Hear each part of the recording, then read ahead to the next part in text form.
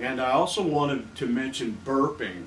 And burping refers to if you are using a trash bag or maybe a bladder from the milk thing in the chow hall, which is preferred because it's nice thick plastic.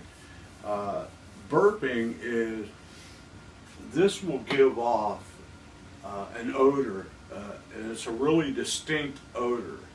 And so if the guards smell it, they know immediately that they found some hooch.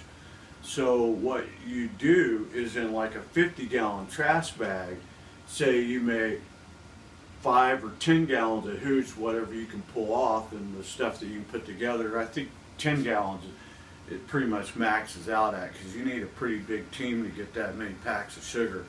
But so what we would do is we would tie the bag off, and every day come to it and burp it.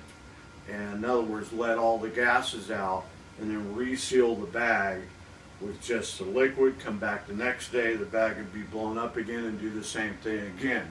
One thing I did make a mistake about earlier is you want it in a cool, dark place.